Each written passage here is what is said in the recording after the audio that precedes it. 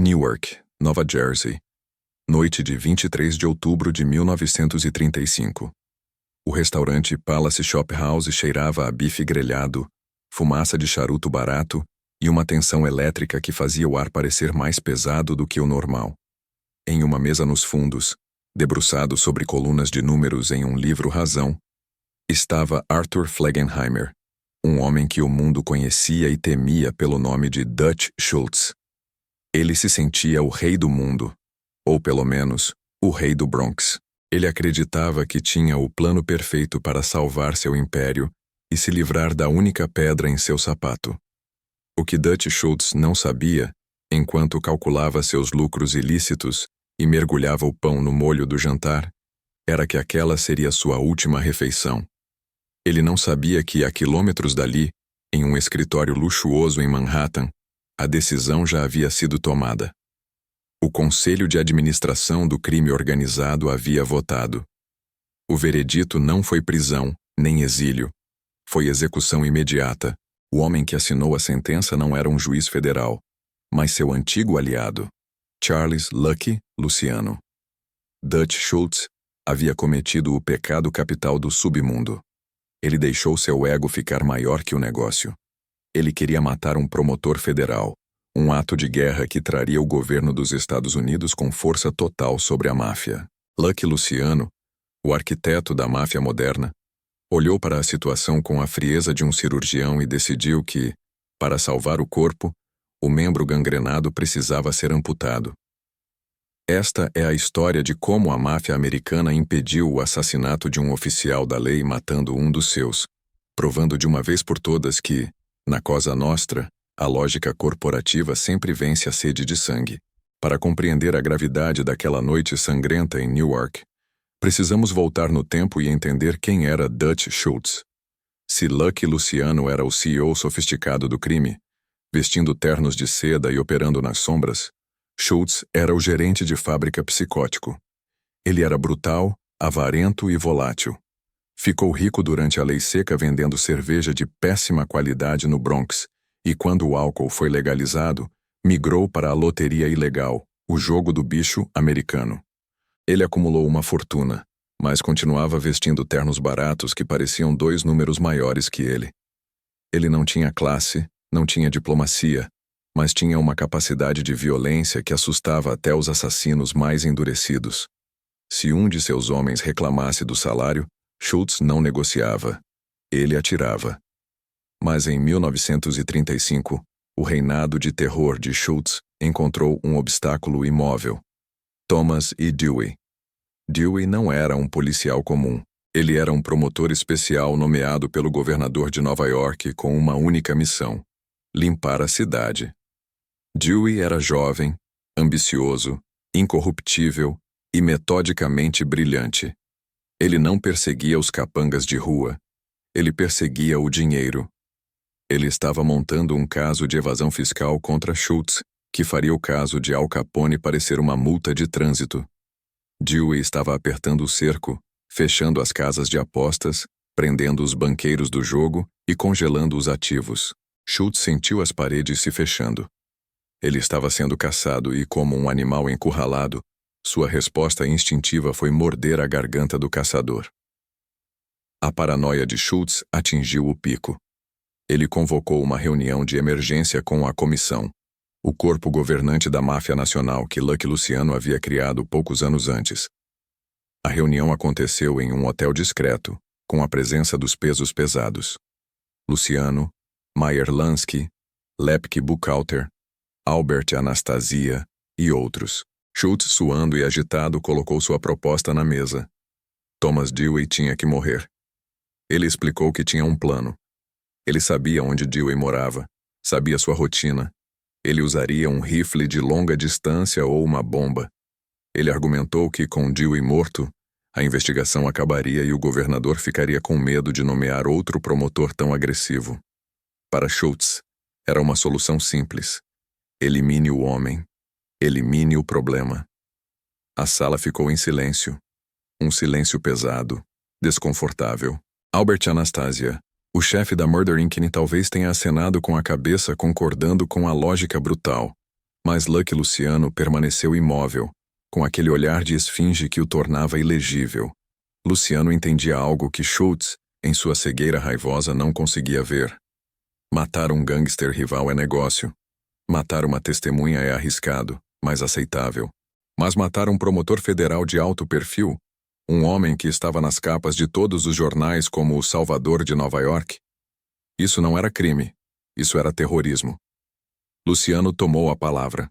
Com voz calma, ele explicou a Schultz a realidade da situação. Se você matar Dewey, disse Luciano, você não vai parar a investigação. Você vai transformá-lo em um mártir.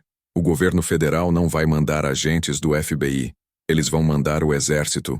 Eles vão declarar lei marcial nas ruas. A opinião pública vai se voltar contra nós de uma forma que nunca vimos. Cada cassino, cada bordel, cada operação de apostas na América será fechada. Nós perderemos milhões. Nós perderemos tudo.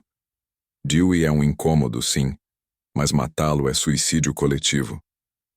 A lógica de Luciano era impecável. Era a lógica de um homem de negócios que sabe que a estabilidade é essencial para o lucro. Mas Schultz não estava ouvindo lógica. Ele estava ouvindo o som do próprio ego ferido. Ele ficou furioso. Ele acusou Luciano e a comissão de serem fracos, de terem amolecido. Ele gritou que se a comissão não o ajudasse, ele faria sozinho. Ele saiu da reunião batendo a porta, jurando que Thomas Dewey estaria morto em 48 horas. Aquele foi o momento da sentença. Assim que Schultz saiu, a atmosfera na sala mudou de deliberação para execução. Luciano olhou para Meyer Lansky e para Lepke Buchalter, o chefe operacional da Murder Inc. Não houve necessidade de uma votação formal. Todos sabiam o que precisava ser feito. Schultz havia se tornado um cão raivoso. E quando um cão pega a raiva, não importa quão leal ele tenha sido no passado, não importa quanto dinheiro ele tenha trazido para a casa, ele precisa ser sacrificado antes que morda as crianças. A ordem foi dada. Dutch tem que ir. E tinha que ser rápido, antes que ele tivesse a chance de puxar o gatilho contra Dewey. A operação foi entregue à Murder Inc., o esquadrão de elite de assassinos da máfia. Lepke Buchalter escolheu seus melhores homens. Charles the Bug Workman e Emmanuel Mendy Weiss. Eram profissionais frios, eficientes, que não faziam perguntas. A inteligência do submundo rastreou Schultz até Newark. Ele estava usando o Palace Chop House como seu quartel-general temporário, acreditando estar seguro fora da jurisdição imediata de Nova York e longe dos olhos de Luciano. Na noite de 23 de outubro, Schultz estava jantando com seus principais tenentes. Seu contador, Otto Berman, seu guarda-costas, Abe Landau, e seu braço direito, Bernard Lulu Rosenkrantz. Eles estavam bebendo, comendo bife e revisando as contas da semana. Schultz estava relaxado. Ele acreditava que, em breve, a notícia da morte de Dewey estamparia os jornais e seus problemas acabariam. Ele se levantou da mesa e foi ao banheiro. Esse movimento selou seu destino. Às 22h15, a porta do restaurante se abriu. Workman e Wise entraram. Eles vestiam sobretudos longos e chapéus baixos. Caminharam direto para os fundos, passando pelo bar. A ação foi rápida e brutal, uma tempestade de violência que durou menos de 2 minutos. Weiss ficou na porta da sala de jantar e abriu fogo contra a mesa onde estavam os capangas de Schultz, com uma escopeta e revólveres. O contador, Berman, um gênio da matemática que ajudou a fraudar as probabilidades das apostas, foi atingido e caiu morto instantaneamente, a única conta que ele não conseguiu prever. Landau e Rosenkrantz foram atingidos, mas, sendo homens duros, conseguiram sacar suas armas e revidar, transformando o restaurante em uma zona de guerra. Enquanto o tiroteio explodia no salão principal, Charles Workman foi para o banheiro. Ele empurrou a porta. Dutch Schultz estava lá, lavando as mãos, indefeso. Workman não hesitou. Ele levantou seu revólver calibre 38 e disparou. A bala atingiu Schultz logo abaixo do coração, ricocheteou em suas costelas e rasgou seus órgãos internos. Foi um tiro feio, doloroso e letal, mas não instantâneo. Schultz caiu no chão frio do banheiro, sangrando, enquanto seu império desmoronava ao som dos tiros lá fora. Os assassinos fugiram para a noite, deixando para trás um cenário de carnificina. Mas a parte mais estranha da história ainda estava por vir. Schultz não morreu imediatamente. Ele foi levado às pressas para o Hospital Municipal de Newark. Ele estava consciente, mas delirando devido à febre alta, à morfina e ao choque traumático. A polícia, esperando obter uma confissão ou o nome do assassino, colocou um estenógrafo ao lado de sua cama para anotar cada palavra que ele dissesse. O que se seguiu foram horas de um monólogo surreal, um fluxo de consciência de um gangster moribundo que se tornou lendário na história do crime e da literatura. Schultz falava frases desconexas, poesia acidental e enigmas. Um menino nunca chorou, nem quebrou 1000 quins, ele murmurava. A mãe é o melhor aposta e não deixe Satanás te enganar. Polícia, mamãe, Ellen, por favor, me tirem daqui. Ele nunca entregou Luciano. Ele nunca disse quem atirou nele. Ele morreu 22 horas depois, levando seus segredos e sua loucura para o túmulo. A notícia da morte de Schultz chegou a Nova York como uma bomba, mas para Thomas Dewey foi um choque silencioso. Ele soube, através de informantes, que sua vida havia sido poupada não pela competência da polícia, mas por uma ordem direta de Lucky Luciano. O homem que ele jurou colocar na cadeia havia salvado sua vida. Foi uma ironia que Dewey carregaria consigo pelo resto de sua carreira brilhante, que o levaria a quase se tornar presidente dos Estados Unidos anos depois. Para Lucky Luciano, a execução de Dutch Schultz foi a consolidação final de seu poder e de sua filosofia. Ele provou para todas as famílias do crime, de Nova York a Chicago, que a nova máfia não era uma gangue de bandidos de rua. Era uma corporação. E em uma corporação, ninguém é insubstituível. Se você coloca o negócio em risco, você é demitido, permanentemente. Luciano estabeleceu um precedente. A máfia não mata civis de alto nível, não mata políticos honestos e, acima de tudo, não compra brigas que não pode vencer. A morte de Schultz também marcou o fim da era dos barões da cerveja, os gangsters espalhafatosos e violentos da lei seca.